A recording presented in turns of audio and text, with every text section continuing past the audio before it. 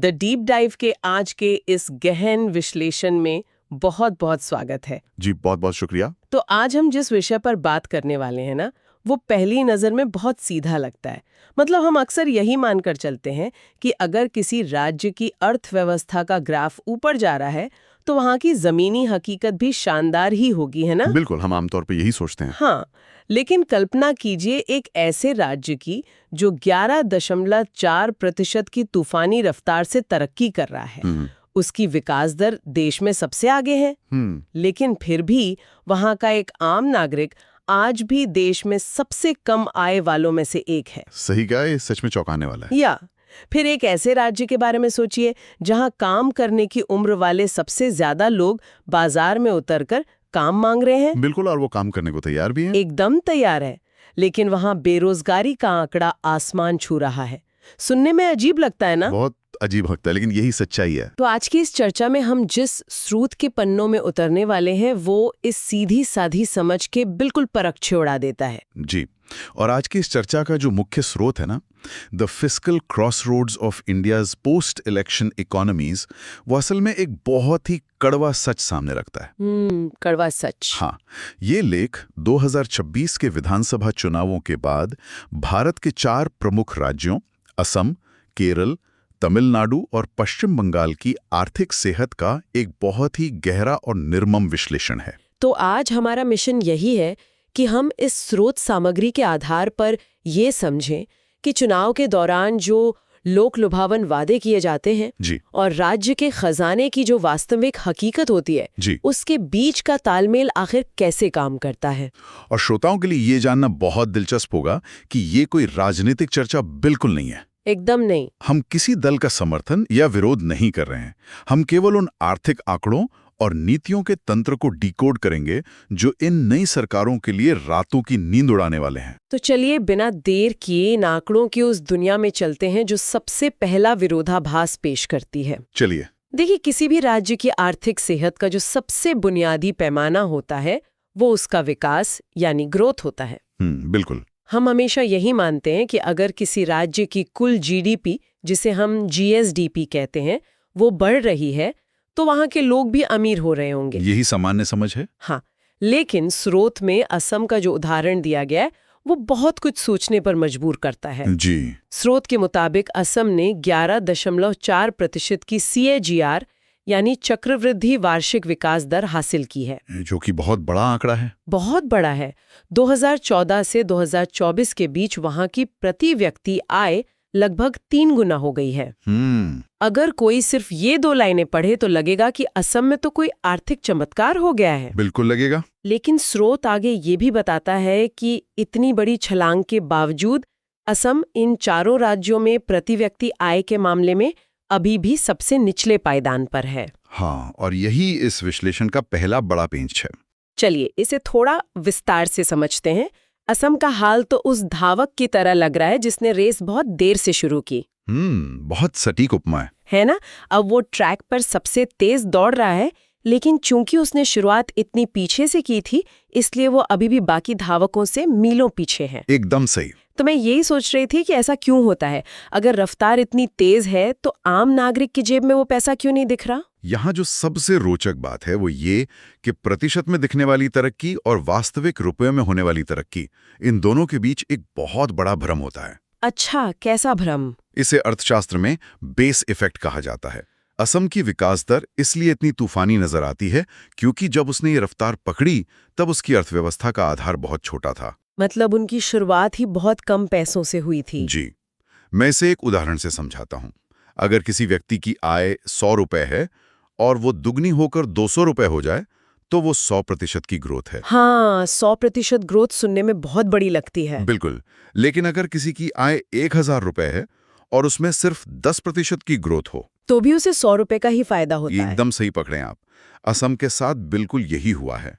आय 3 गुना जरूर हुई है, लेकिन पूर्ण संख्या में यानी असल रुपयों में वो अभी भी केरल या तमिलनाडु के एक आम नागरिक की आय के मुकाबले काफी कम है। अरे वाह, ये तो सच में बहुत बड़ा भ्रम है। हाँ, इसीलिए सिर्फ प्रतिशत देखकर किसी राज्य की वास्तविक अमीरी का अंदाजा लगाना एक बहुत बड़ी भूल हो सकती है। सही बात है। और अगर हम तमिलनाडु और केरल की तुलना करें तो स्रोत एक और बहुत बड़ा ढांचागत बदलाव दिखाता है। जी बिल्कुल। मैंने पढ़ा कि पिछले 1 दशक में तमिलनाडु ने आर्थिक विकास के मामले में केरल को पछाड़ दिया है।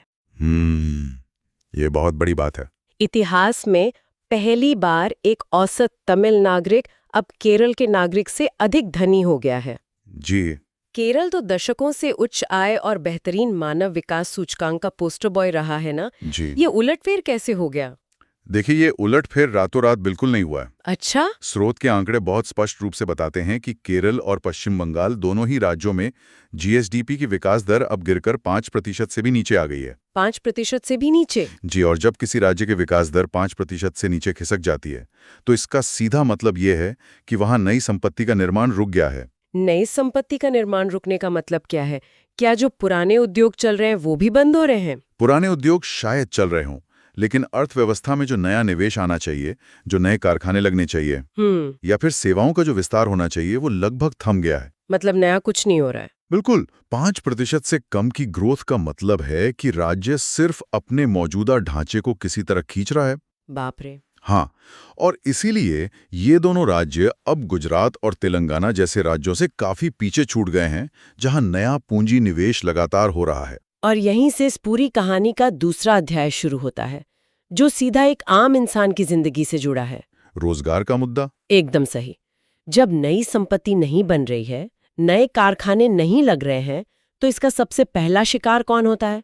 रोजगार ही तो होता है। बिल्कुल। अगर अर्थव्यवस्था की रफ्तार धीमी हो रही है तो जाहिर है नौकरियों के अवसर भी सूखने लगेंगे। सही कहा। लेकिन हमारे स्रोत सामग्री में रोजगार को लेकर जो आंकड़े दिए गए हैं वो एक और बहुत बड़ा विरोधाभास खड़ा करते हैं। जी, और इस रोजगार की समस्या को गहराई से समझने के लिए स्रोत हमें एक बहुत ही खास अवधारणा की तरफ ले जाता है, डेमोग्राफिक ट्रांजिशन या जनसांख्यिकीय संक्रमण।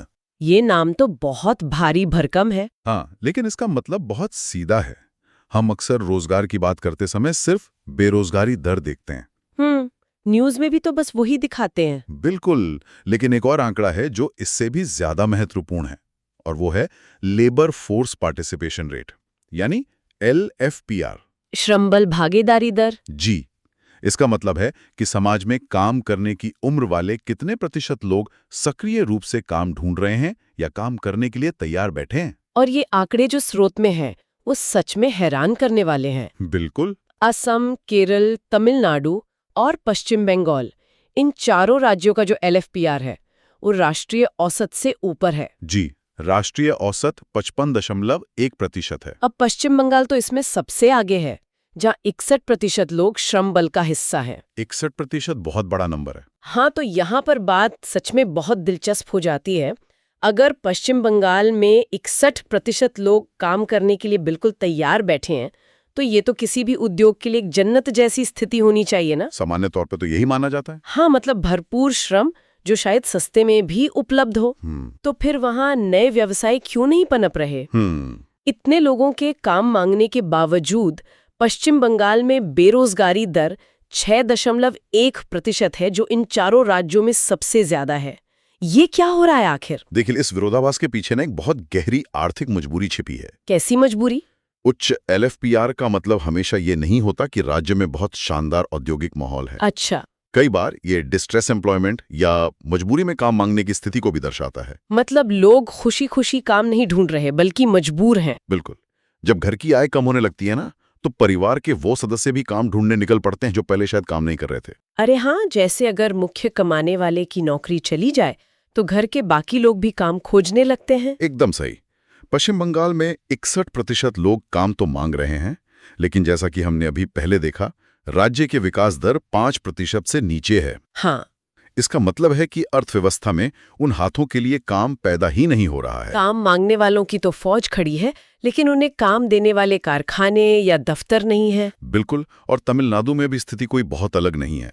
वहां भी 5.7% की बेरोजगारी दर के साथ एलिवेटेड स्ट्रेस यानी भारी तनाव के संकेत दिखाई दे रहे हैं। भारी तनाव, ये शब्द ही कितना डरावना है। जी, जब समाज का एक बहुत बड़ा हिस्सा रोजगार के लिए बाजार में उतरता है और उसे खाली हाथ लौटना पड़ता है, तो ये सिर्फ एक आर्थिक समस्या नहीं रह जाती। तो क्या बन जाती है? ये एक भयंकर सामाजिक हताशा को जन्म देती है। और जब सड़कों पर लाखों हताश और बेरोजगार युवा खड़े हों, तो राजनीति में भूचाल आना तो तय है। बिल्कुल। वो सवाल पूछेंगे, वो गुस्सा करेंगे, और मुझे लगता है कि यहीं से इस पूरी कहानी की सबसे खतरनाक कड़ी जुड़ती है। जी। इस हताशा को शांत करने के लिए, या साफ शब्दों में कहें तो इस गुस्से को चुनाव में अपने खिलाफ जाने से रोकने के लिए सरकारें क्या करती हैं? सरकारें फौरी राहत देने की कोशिश करती हैं। हाँ, वो इन लोगों पर पैसा खर्च करती हैं। लेकिन सबसे बड़ा सवाल तो ये है कि जब राज्य की अर्थव्यवस्था 5% से भी कम दर से बढ़ रही है, जब नई संपत्ति बनी नहीं रही है, तो सरकारों के पास ये राहत बांटने के लिए पैसा आ कहां से रहा है? यहीं पर स्रोत सामग्री में दी गई स्टेट ऑफ गवर्नमेंट फाइनेंसेस की जो तालिका है ना, वो इस सवाल का जो जवाब देती है वो अर्थशास्त्र के नजरिए से बहुत डरावना है। क्या जवाब देती है वो? सरकारें ये पैसा कमा नहीं रही हैं, बल्कि वे उधार ले रही हैं। बाप रे, उधार लेकर राहत बांट रही हैं? जी।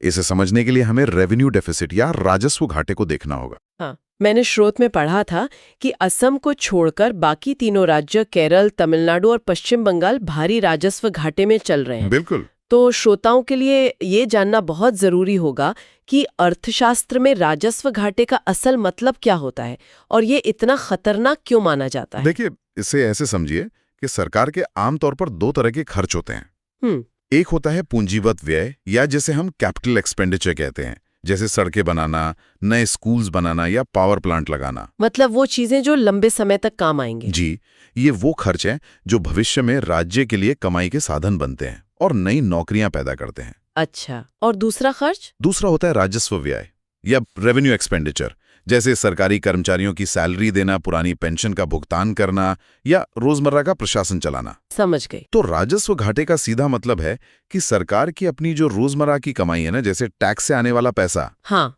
वह उसके रोजमर्रा के खर्चों को पूरा करने के लिए भी कम पड़ रहा है। हे भगवान! इसलिए सरकारें पुल या कारखाने बनाने के लिए बाजार से कर्ज नहीं ले रही। तो फिर किसके लिए कर्ज ले रही हैं? वे कर्मचारियों की सैलरी देने और रोजमर्रा का काम चलाने के लिए कर्ज ले रही हैं। ये तो बिल्कुल वैसा ही है जैसे घर का राशन लाने और बिजली का बिल भरने के लिए कोई अपने क्रेडिट कार्ड से लोन ले रहा हो। बिल्कुल। और फिर उस लोन को चुकाने के लिए एक और लोन ले रहा हो। आपकी उपमा काफी हद तक सही तस्वीर पेश करती है, लेकिन अर्थशास्त्र में एक राज्य और एक परिवार के बीच ना एक तकनीकी अंतर होता है। कैसा तकनीकी अंतर? एक आम इंसान अपनी मर्जी से अपनी कमाई रातों रात नहीं बढ़ा सकता। हाँ, वो तो है। लेकिन सरकारें चाहें तो टैक्स बढ़ाकर अपनी आय कुछ हद तक बढ़ा सकती हैं। हाँ, ये तो उनके हाथ में है। अगर हम इसे बड़े पैमाने पर देखें तो असली समस्या यहाँ क्राउडिंग आउट की है। क्राउडिंग आउट, ये क्या होता है? जब सरकार अपने रोजमर्रा के खर्चों के लिए बाजार से बहुत ज्यादा पैसा उधार लेने लगती है तो उस पर ब्याज का जो बोझ है वो बहुत ज्यादा बढ़ जाता है। अच्छा। स्रोत के आंकड़े जरा देखिए। तमिलनाडु अपने कुल राजस्व का 21.3% हिस्सा और केरल 23.3% हिस्सा केवल पुराने कर्जों का ब्याज चुकाने में खर्च कर रहा है। बाप रे, 23% सिर्फ ब्याज में? जी। जब राज्य की कमाई का लगभग 1/4 हिस्सा सिर्फ ब्याज भरने में चला जाएगा तो नया बुनियादी ढांचा बनाने के लिए पैसा कहां से आएगा? बिल्कुल। और अगर बुनियादी ढांचा नहीं बनेगा तो कोई भी प्राइवेट कंपनी वहां अपना कारखाना क्यों लगाएगी? एकदम सही। और कारखाने नहीं लगेंगे तो वो जो 61% लोग काम मांग रहे थे उन्हें नौकरियां कैसे मिलेंगी? ये तो एक पूरा जाल बनता जा रहा है। जी, यही तो असल चिंता की बात है। लेकिन स्रोत में पश्चिम बंगाल का एक और बहुत चौंकाने वाला आंकड़ा था जिसने मेरा ध्यान खींचा। कौन सा आंकड़ा? राजस्व घाटे और ब्याज के इस भारी बोझ के बावजूद पश्चिम बंगाल अपने कुल राजस्व का 10% हिस्सा अनकंडीशनल कैश ट्रांसफर यानी बिना किसी शर्त के दिए जाने वाले नकद हस्तांतरण पे खर्च कर रहा है। जी। 10% सिर्फ सीधा नकद बांटने में ये कैसे संभव है? देखिए, ये नीतियां एक बहुत गहरे संकट की तरफ इशारा करती हैं। हम यहाँ किसी भी राजनीतिक दल के सही या गलत होने का फैसला बिल्कुल नहीं कर रहे हैं। बिल्कुल नहीं, ये सिर्फ आंकड़ों की बात है। हम विशुद्ध आर्थिक तंत्र को समझ रहे हैं। जब आप बिना किसी शर्त के सीधे लोगों के बैंक खातों में पैसा डालते हैं तो अल्पावधि में ये लोगों को गरीबी से राहत जरूर देता है और मतदाताओं को भी खुश करता है। जाहिर है। लेकिन अर्थव्यवस्था के स्तर पर लंबी अवधि में क्या होता है? क्या होता है? लोगों के हाथ में पैसा आने से बाजार में मांग तो बढ़ जाती है। हाँ, लोग ज्यादा सामान खरीदेंगे। लेकिन चूंकि सरकार ने कारखाने या बुनियादी ढांचा बनाने पर यानी कैपिटल एक्सपेंडिचर पर पैसा खर्च नहीं किया, इसलिए बाजार में माल की आपूर्ति नहीं बढ़ती। सामान कम है और खरीदने वाले ज्यादा हैं। तो इससे तो महंगाई बढ़ जाएगी। बिल्कुल। इसका नतीजा अंततः महंगाई के रूप में सामने आता है। और लंबी अवधि में जब राज्य का खजाना पूरी तरह खाली हो जाता है तो ना तो नया रोजगार पैदा होता है और ना ही राज्य का अपना कोई विकास हो पाता है। तो इन सब का आखिर क्या मतलब है? इन तमाम टुकड़ों, धीमी विकास दर, भयंकर बेरोजगारी, राजस्व घाटा और नकद बांटने की होड़, इन सबको जब हम एक साथ रखते हैं तो 2025-26 के लिए क्या तस्वीर उभरती है? जी, इन नए मुख्यमंत्रियों के सामने कौन सा पहाड़ खड़ा होने वाला है? स्रोत ने 2025-26 के जो अनुमान दिए हैं वो सच में एक बहुत ही स्पष्ट और चिंताजनक तस्वीर पेश करते हैं। चलिए हम इन 4 राज्यों का एक संक्षिप्त सारांश देखते हैं। हाँ, प्लीज। पश्चिम बंगाल की स्थिति सबसे ज्यादा नाजुक दिखती है। अच्छा। उनका राजकोषीय घाटा जीएसडीपी का 3.2% रहने का अनुमान है और बेरोजगारी दर सबसे अधिक 6.1% है। और वे अपने कुल राजस्व का 10% नकद बांटने में और 21.2% सिर्फ ब्याज चुकाने में दे रहे हैं। बाप रे। और केरल का क्या हाल है? केरल की बात करें तो वहां बेरोजगारी दर 3.7% है, जो इन चारों में सबसे कम है। ये तो अच्छी बात है। हाँ, लेकिन उनका वित्तीय संकट सबसे गहरा है क्योंकि उनके ऊपर ब्याज का बोझ सबसे ज्यादा 23.3% है। और तमिलनाडु? तमिलनाडु बीच में फंसा हुआ है। वहां बेरोजगारी भी 5.7% के उच्च स्तर पर है और ब्याज भुगतान भी 21.3% के खतरनाक स्तर पर है। और फिर बचता है असम। जी, असम का ब्याज भुगतान इन सब में सबसे कम है, केवल 9.70% है। अच्छा। उनका राजकोषीय घाटा भी 2.5% पर काफी नियंत्रण में है। मतलब वित्तीय रूप से वे थोड़ा सुरक्षित है। वित्तीय रूप से वे सुरक्षित जरूर हैं, लेकिन जैसा कि हमने बिल्कुल शुरुआत में देखा था, प्रति व्यक्ति आय के मामले में उन्हें अभी बहुत लंबा सफर तय करना है। तो इस पूरे स्रोत विश्लेषण का जो सबसे बड़ा और सबसे डरावना निष्कर्ष निकल कर आता है वो है कर्ज का जाल, या जिसे हम डेट ट्रैप कहते हैं। इससे एक बहुत जरूरी सवाल उठता है कि ये कर्ज का जाल आखिर काम कैसे करता है और ये इतना घातक क्यों है? हाँ, ये लूप बनता कैसे है? ये असल में एक ऐसा दुष्चक्र है जो खुद को ही ताकत देता है। अच्छा, कैसे? इसे ऐसे समझिए, अर्थव्यवस्था धीमी है इसलिए बाजार में नौकरियां नहीं है। नौकरियां नहीं है इसलिए युवाओं में भारी गुस्सा है। बिल्कुल। इस गुस्से को शांत करने और चुनाव जीतने के लिए सरकारें लोक लुभावन वादे करती हैं और मुफ्त नकद बांटती हैं। और इसके लिए वे भारी उधार लेती हैं। बिल्कुल। उधार लेने से ब्याज का बोझ बहुत बढ़ जाता है और फिर ब्याज चुकाने के कारण सरकारों के पास स्कूल, अस्पताल और औद्योगिक पार्क बनाने के लिए पैसा ही नहीं बचता। और बुनियादी ढांचा नहीं होने से निजी कंपनियां वहां निवेश नहीं करती। एकदम सही है। निवेश नहीं होने से फिर से नई नौकरियां पैदा नहीं होती। और फिर उसी नई बेरोजगारी से निपटने के लिए अगले चुनाव में सरकारों को फिर से नए लोक लुभावन वादे करने पड़ते हैं। जी, ये चक्र ऐसे ही चलता रहता है। ये तो सच में बहुत खतरनाक है। तो क्या इन नई सरकारों के लिए इस चक्रव्यूह को तोड़ने का कोई भी रास्ता बचा है? या ये राज्य पूरी तरह से इस भंवर में डूब चुके हैं? देखिए, रास्ता तो है, लेकिन वो बहुत ही कड़े राजनीतिक और आर्थिक फैसलों की मांग करता है। कैसे फैसले? सरकारों को अपनी खर्च करने की जो प्राथमिकताएं हैं ना, उन्हें बदलना होगा। मतलब मुफ्त की चीजें बंद करनी होंगी? जी, उन्हें यह तय करना होगा कि राजस्व का जो पैसा आज मुफ्त की योजनाओं में पानी की तरह जा रहा है, उसे धीमे धीमे कम करके कैपिटल एक्सपेंडिचर यानी पूंजीगत व्यय की तरफ कैसे मोड़ा जाए।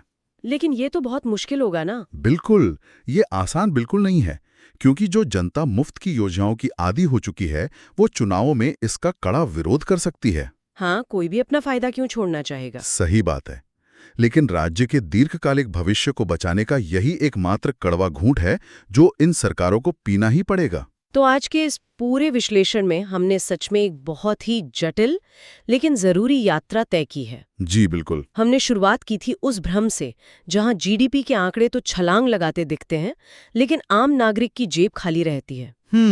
असम का बेस इफेक्ट। हाँ, फिर हमने उस दर्द को समझा जहां एक पूरी की पूरी युवा पीढ़ी काम करने को तैयार है, लेकिन उनके लिए कोई अवसर ही नहीं है। पश्चिम बंगाल का 61% एलएफपीआर। एकदम। और अंत में हमने उस डरावने तंत्र को डिकोड किया जहां सरकारें रोजमर्रा के खर्चों के लिए बाजार से कर्ज उठा रही हैं और एक ऐसे भंवर में फंसती जा रही हैं जहां से बाहर निकलना एक बहुत बड़ी राजनीतिक अग्नि परीक्षा होगी। जी। यहाँ श्रोताओं के लिए ये दोहराना बहुत जरूरी है कि आज हमने जो भी बात की है वो विशुद्ध रूप से स्रोत में दिए गए आर्थिक आंकड़ों और अर्थशास्त्र के नियमों पर आधारित है। बिल्कुल, हमारा मकसद किसी को नीचा दिखाना नहीं था। एकदम नहीं। हमारा मकसद राजनीतिक शोरगुल के पीछे जो असली गणित काम कर रहा है बस उसे सामने लाना था। जी। और अब आज के इस विश्लेषण को खत्म करने से पहले एक बहुत ही गहरा विचार है जो ये सारे आंकड़े हमारे सामने छोड़ जाते हैं। जरा सोचिए, अगर आज की सरकारें अपने रोजमर्रा के खर्चों और चुनाव जीतने वाले लोक लुभावन वादों को पूरा करने के लिए इतना अधिक उधार ले रही हैं कि भविष्य के उद्योगों, नई सड़कों और नए कारखानों के लिए खजाने में कुछ बच ही नहीं रहा, जी, तो क्या वे अनजाने में उसी युवा पीढ़ी का भविष्य गिरवी नहीं रख रही हैं जो आज सड़कों पर खड़ी होकर नौकरियां मांग रही है? ये सोचने वाली बात है। आज जो नकद बिना शर्त बांटा जा रहा है, क्या उसकी असली कीमत कल के उन रोजगारों के रूप में नहीं चुकानी पड़ेगी जो कभी पैदा ही नहीं हो पाए? इस बारे में जरूर सोचिएगा। बहुत ही गंभीर सवाल है ये। जी, तो आज के इस गहन विश्लेषण में हमारे साथ जुड़ने के लिए बहुत बहुत धन्यवाद। अगले स्रोत विश्लेषण में हम फिर किसी नए विषय की गहराइयों में उतरेंगे। बिल्कुल। तब तक के लिए विचार कर